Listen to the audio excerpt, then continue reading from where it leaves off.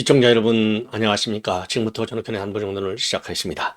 자, 이번 시간에는 말이죠. 오늘 토요일인데 지금 서울 큰일 났어요. 매주 토요일만 되면 뭐 시내가 완전히 도심이 말이죠. 꽉 막혀버립니다. 그야말로 이게 하루 이틀도 아니고 윤석열 정부 들어서고 나서 가을서부터 지금 1년 이상이 계속되고 있습니다. 뭐 시민의 불편일 뿐만 아니라요. 그 인근에서 사업하시는 분들 지금 살 수가 없어요. 그래서 정말 이거 강력히 법적 규제를 해야 되는데 여전히 이 입법적으로 보면은요, 법률적으로 보면 미진한 부분이 많은 것 같습니다. 그래서 오늘부터는요, 지난 9월 달에 도로 집회, 요거에 관해서 뭐라고 그럴까요? 새로운 이 개정안을 내놨는데요. 여기에 따라서 이제 단속을 처음 하는데 그러니까 이 기본적인 내 파업과 그다음에 집회 시위에 관한 이 권한, 기본적인 권한은 보호하지만 시민의 불편을 초래하는 법을 일탈하는 행위에 대해서는 강력히 지금 처벌하겠다, 이러한 입장을 가지고 있습니다. 그래서요, 오늘 많게는요, 지금 신고 수로 보면은 지금 민노총이 한 4만여 명, 그리고 한국노총이 한 2만여 명, 그래서 한 6만여 명하고 다른 이제 군소단체들이 또 한 2만, 2, 3만 명 해서 총 10만 명 정도가 신고가 됐지만은요, 지금 보도에 따르면은 최대 30만 정도가 운집할 수 있다, 이런 보도까지 나오고 있습니다. 자, 그래서 오늘 시내 집회는 이제 민노총이 주도하고 그다음에 촛불행동, 윤석열 대통령 퇴진이죠. 여기서 주도하는 집회가 되겠는데요. 상세 내용을 자료화면과 함께 보도해 드리도록 하겠고, 그 다음에는요, 지금 이제 전국이 말이죠, 탄핵으로 완전히 탄핵 반응으로 지금 얼어붙고 있는데, 자, 지금 누구를 탄핵해야 할 때냐? 대한민국 법에 말이죠, 탄핵할 수 없는 유일한 집단이 국회의원들로 되어 있어요. 자, 그래서 지금 이제 미국 같은 경우는 대통령도 탄핵, 지금 현재 닉슨 대통령 탄핵됐지 않습니까? 사법방해. 그리고 사법방해로 트럼프도 지금 재판이 진행 중에 있어요. 그런데 대한민국 국회의원만 탄핵을 못 받아. 이거 말이죠. 그래서 국민의힘이 내년에 말이죠, 이 다수당이 돼가지고 국회의원들도 예외 없이 탄핵을 받을 수 있도록 법으로 이제 규정해야 될 필요성이 제기되고 있다. 그래서 국회의원들 지금 말이죠, 300명 중에서 무려 37명이 수사를 받거나 재판에 지금 계류되어 있어요. 어마어마한 거죠. 지금 10%가 넘어요. 그런데 문제는 뭐냐? 이런 인간들이 말이죠, 대법원 판결이 끝날 때까지 봉급을 다 먹고 있어요. 자, 그러니까 1년에 지금 이제 의원 1인당 보좌관까지 합치면 한 6, 7억 정도 된다는 거 아니에요? 37명이면요, 200억이 날아가는 거예요. 200억. 이거 어마어마한 혈세 낭비가 아닌가. 요것도 철저하게 입법적인 이 후속 조치가 매우 시급한 상황이다, 이런 말씀을 드릴 수 있고요. 자, 그다음에는요, 지금 이제 이 공수처 공수처 처장하고 차장 넘버 1, 넘버 2, 어제 이제 문자 메시지 후속 보도가 나오고 있는데 지금 법조계가 난리가 났습니다. 이거 말이지, 이거 개입할 수 없는 인사 문제, 그리고 공수처 1, 2번, 그러니까 이제 최고 지휘자들이 결국은 영장판사 쇼핑한 것 아니냐. 그래서 법조계가 지금 난리가 났다라는 보도가 추가적으로 이어지고 있습니다. 자, 그래서 이러한 내용을 가지고요, 이 하나씩 좀 자세하게 말씀을 드리도록 하겠습니다. 자, 먼저요, 이 집회와 관련해서 말씀을 드리면은, 자, 오늘요, 자, 한마디로 먼저 이제 자료화면, 이런 화면 이거 보십시오. 노조법 2, 3조 개정. 그래서 이제 노란봉투법이 지금 통과된 거 아니겠어요? 그 노란봉투법에 대해서는 지금 재계가 완전히 발칵 뒤집혔어요. 재계는 어제 오늘 반대한 게 아닌데 다수당의 횡포 앞에 재계도 무력한 것이죠. 예, 수가 없으니까, 우리 여당의 힘이 없으니까 말이죠. 머릿수가 절대적으로 부족하잖아요. 이거 막을 수 없어요. 자, 그러니까 오늘 투쟁은 뭐냐? 이 노란봉투법을 거부권 행사하지 말라는 겁니다. 예, 노란봉투법 때문에 재계가 다 망한다, 산업계 파탄이 눈에 보인다, 이거 아니겠습니까? 자, 그래서 노란봉투법의 내용도 자세하게 말씀을 드리도록 하겠고요. 요거 보십시오. 노조 파업하는 거. 이게 바로 이제 엊그제 노조 파업했던 민노총 파업 아닙니까? 예. 민노총, 그러니까 이제 서울, 이 교통공사 노조들이 파업한 이 상황이 되는 거예요. 이거 보세요. 이 난리가 난 거 보세요. 예, 이거니 정말 이게 도심에서 사업하시는 분들, 우리 시민들이 살겠습니까? 요게 이제 말하자면 11월 11일, 이게 오늘이잖아요. 윤석열 정권 퇴진하자 이겁니다. 이게 노조 파업입니까? 정치 파업, 정치 투쟁이죠.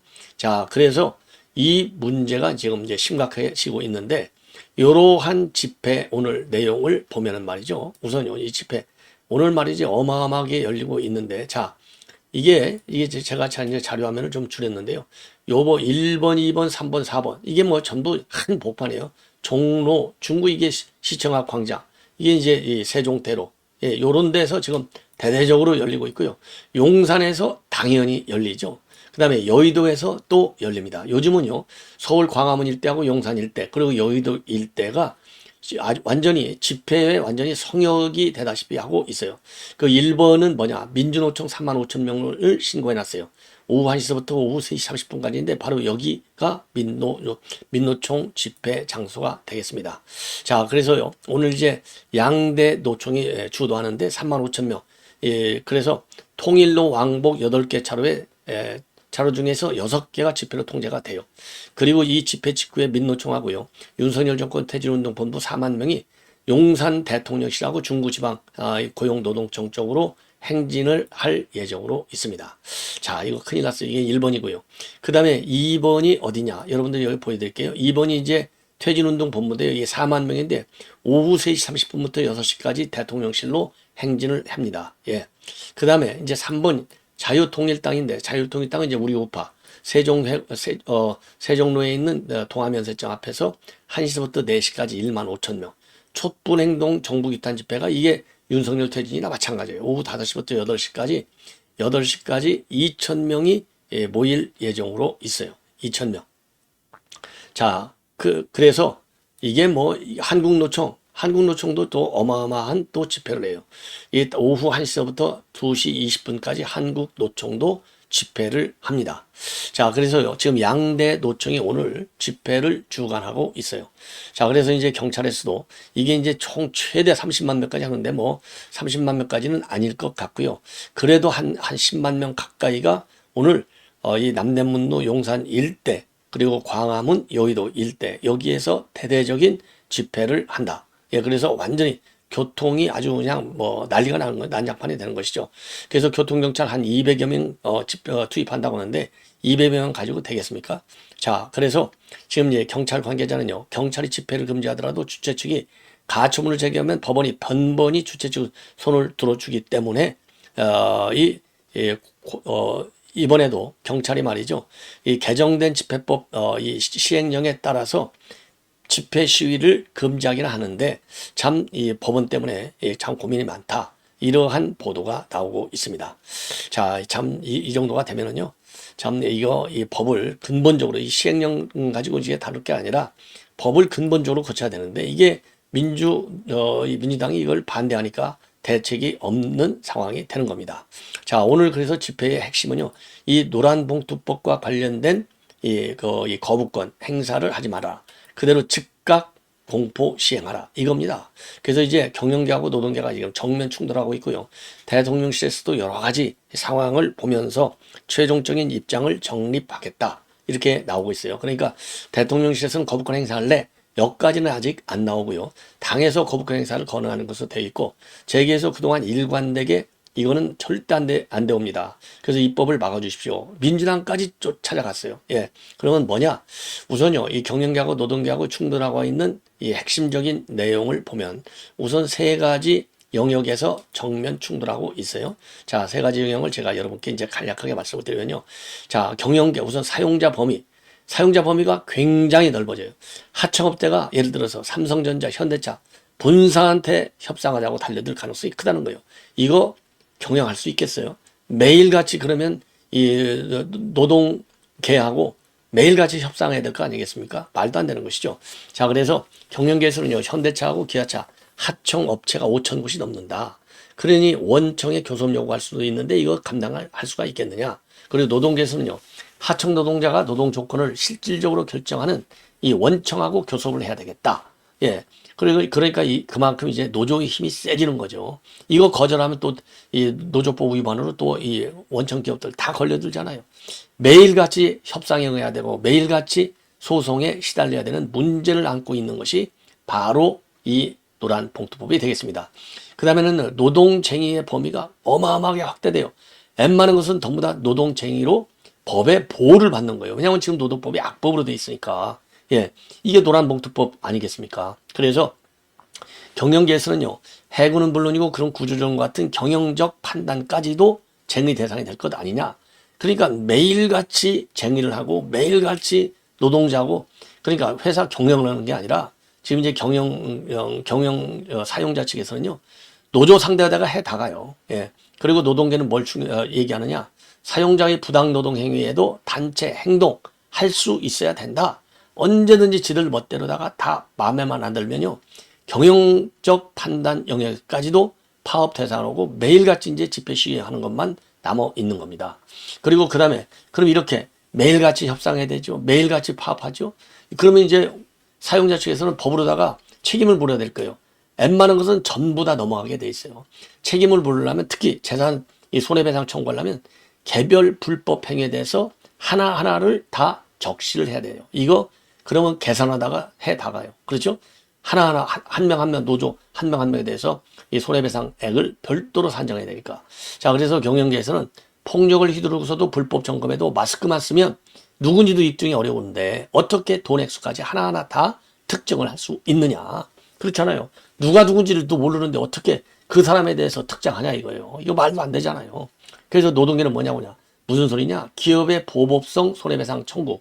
요거 막아야 되겠다. 그래서 노동자를 보호해야 될 것이 아니냐. 그러니까 한 명 한 명 허라는 거예요. 근데 한 명 한 명 누가 누군지를 모르는데 어떻게 청구하냐 이 말이에요. 그리고 어마어마한 많은 다수의 인원이 파업을 해가지고 회사에 손해를 끼쳤는데 그 노조 단위로 이제 손해배상을 청구해야 되는 거지.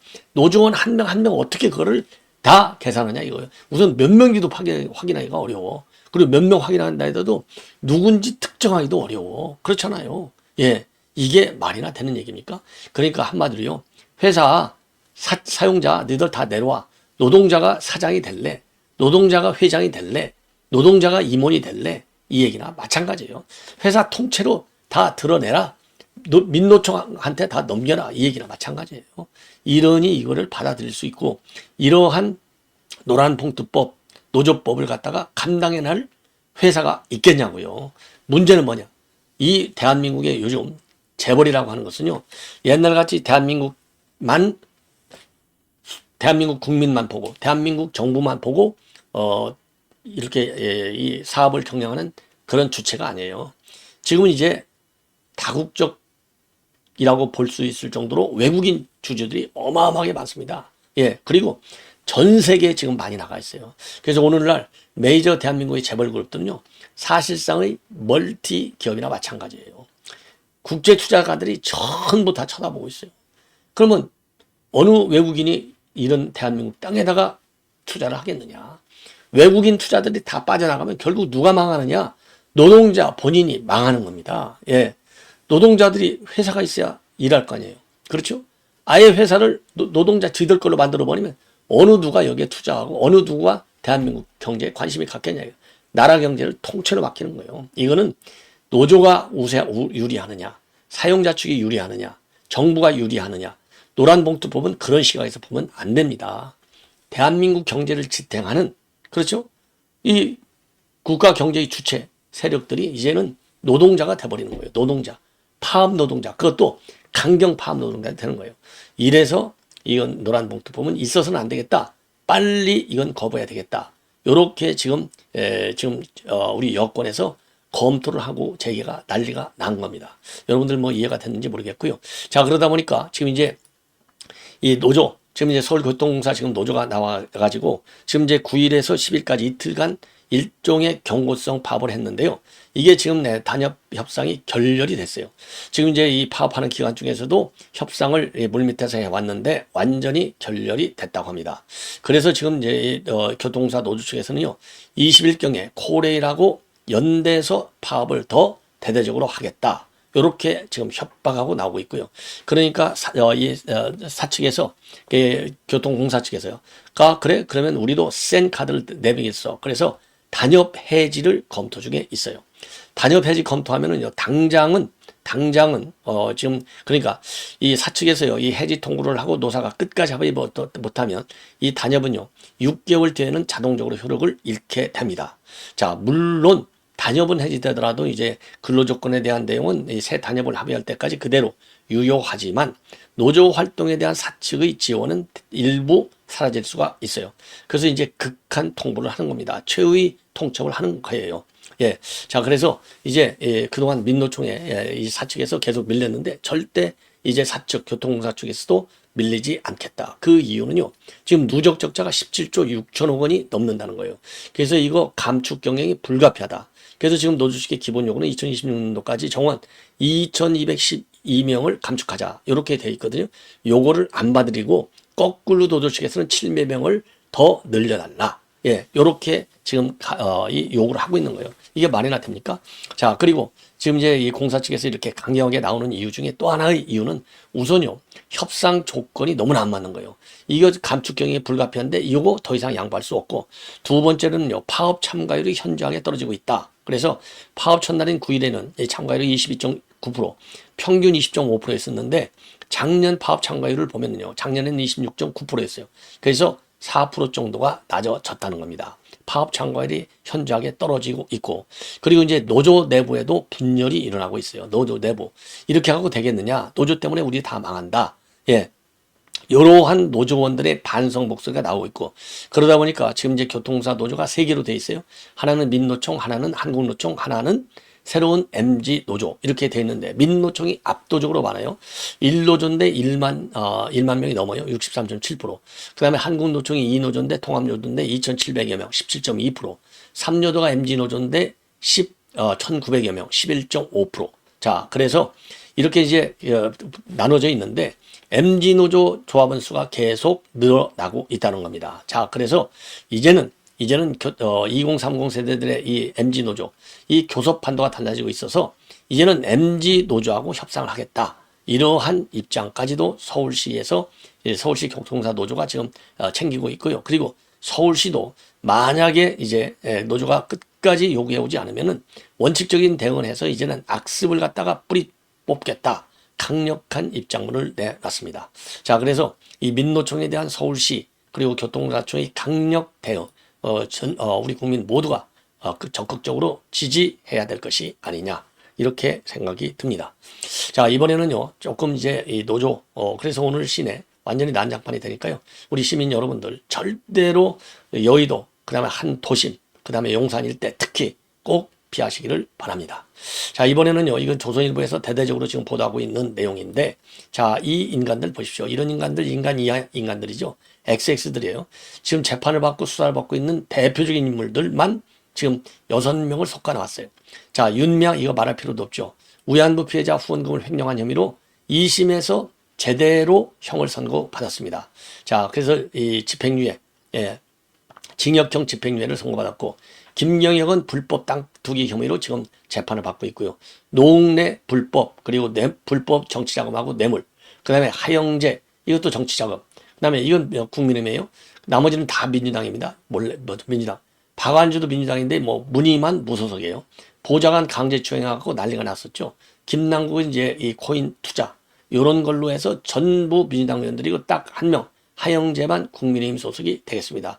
그래서 이 대표적인 인물들이 7명이 되는데, 자, 혐의를 구체적으로 좀 보면, 여러분들, 자, 요거를 좀 하나 좀 키우겠습니다. 이제, 자, 이게 윤명인데요. 윤명, 아유, 제가 너무 키웠네요. 이게 너무 키워갖고 누가 누군지도 모르시겠네. 자, 그러면요, 조금 더 확 줄이겠습니다. 자, 윤명은요, 위안금 피해자 후원금 횡령 있잖아요. 2020년도 9월에 기소되고 1심에서 벌금 1,500만 원, 2심에서 징역 1년 6개월에 집행유예 3년, 3심 재판이 진행 중에 있어요. 그 김경협, 이거는 2022년도 5월에 기소돼서 1심에서 6개월에 집행유예 2년, 2심 재판이 진행 중에 있습니다. 예. 그 다음에요, 이제 노웅래, 이거 노웅래, 이름만 보여드릴게요.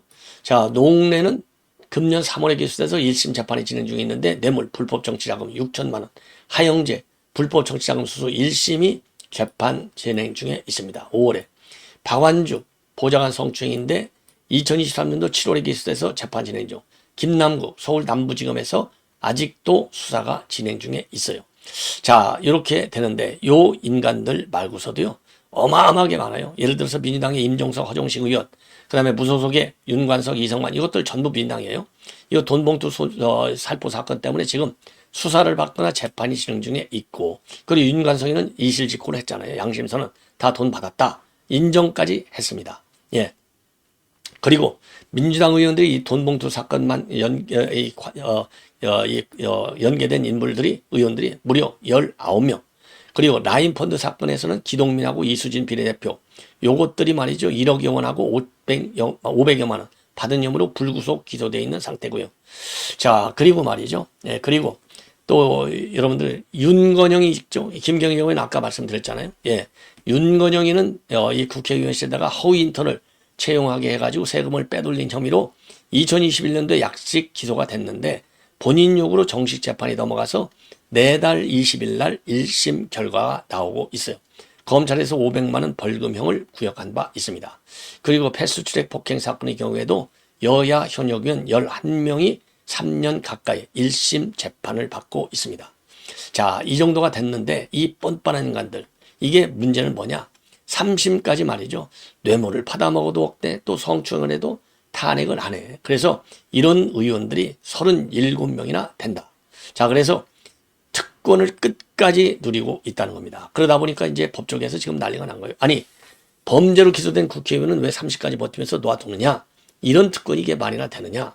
이런 특권을 가진 이 의원들, 특히 민주당, 이 자기네 수사한다고 검사까지 탄핵을 옮긴다는 게 이게 말이나 되냐 이겁니다. 그러면 왜 이렇게 이제 우리 조선일보에서 대대적으로 이걸 보도하느냐? 검찰총장이 지난 9일 날 탄핵 소추안이 발의가 되니까 입장문을 발표했잖아요. 퇴근길에. 거기서 뭐라고 그랬어요? 검찰총장이 이렇게 얘기했잖아요. 뇌물을 받은 의원, 불법 정치 자금을 받은 의원, 보좌관을 추행한 의원, 피해자 할머니 보조금을 빼돌리는 의원, 국회 폭력 행사 의원, 부동산 투기 의원, 가상자산 투기 의원, 이들에 대해서는 탄핵이나 제명. 왜 이게 불가능하냐? 예. 이렇게 비판을 한 겁니다. 자, 그래서 이런 식으로 검사를 탄핵한다고 한다면 정작 탄핵을 대해야 할 것은 바로 누구냐? 국회의원이다 이거예요. 그런데 우리 헌법과 법률에 국회의원에 대한 탄핵 규정은 전혀 없다는 겁니다. 이래서 문제가 심각하다. 요거를 지적하고 있는 겁니다. 예. 자, 이 정도로 말씀을 드리고, 그 다음에는요, 이제 공수처장하고 공수처 차장이 주고받은 이 문자 때문에 지금 난리가 났어요. 자, 이 그 이름이 헷갈리는데, 공수처장이 이제 기관장이고요. 차관과 기관장이고, 공수처 차장은 이제 한 1급쯤 되겠죠. 예, 공수처장이 차관급이니까. 자, 강경구, 호재호는 저랑 친한데, 수락 가능성이 제로다. 강영수 원장님도 수락할 것 같지 않습니다. 차장님 말씀대로 다 이렇게 얘기한 거예요. 이게 뭐냐? 이게 공수처장 후임자, 쥐들끼리, 왜냐하면 둘 다 판사 출신이잖아요. 쥐들끼리 판사 영역에서만 사람을 찾고 있는 겁니다. 예, 이게 말이나 되는 거예요. 쥐들 멋대로. 이 사람들은요, 공수처장 선임하는데 개입할 근거가 하나도 없어요. 그래서 지금 이제 국회에서 이 전주혜 의원이 보냈어요. 이거 너희들은 권한도 없잖아. 이거 왜 거론했어? 이거 민주당하고 내통 있는 거 맞지? 이거 공수처장, 이거 탄핵감이야.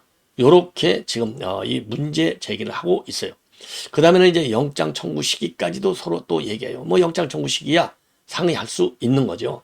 그런데 처장님 말씀대로 5번째 영장을 시기를 신중하게 고려하겠다. 이거냐? 왜냐? 지금 4번 신청을 했는데 4번 다 기각이 됐어요. 4번 다 기각이 되니까 5번째는 시기를 잘 골라서 하겠다는 겁니다. 예, 시기를 잘 골라서.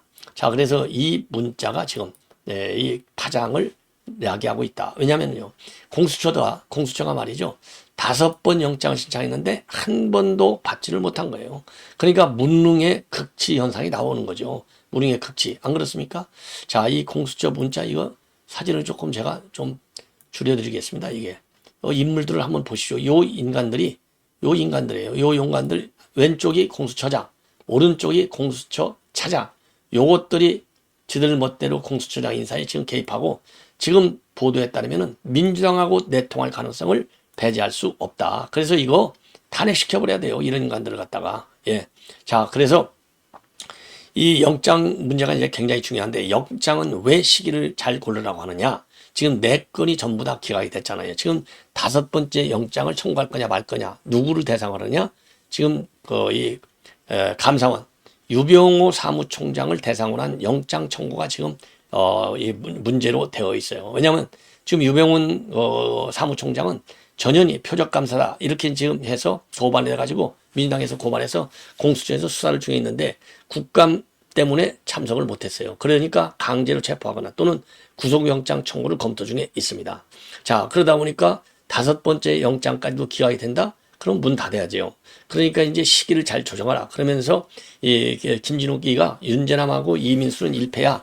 예. 그래도 두 사람만 피하면 두 사람은 그래도 비슷비슷한데 유창훈이만 피하면 돼. 이게 저희들도 유창훈이가 아주 더럽다는 것을 다 아는 거예요. 요게 요런 지저분한 일을 갖다가 문자로 주고받았어요. 국회에서. 그러니 얼마나 기가 막힙니까?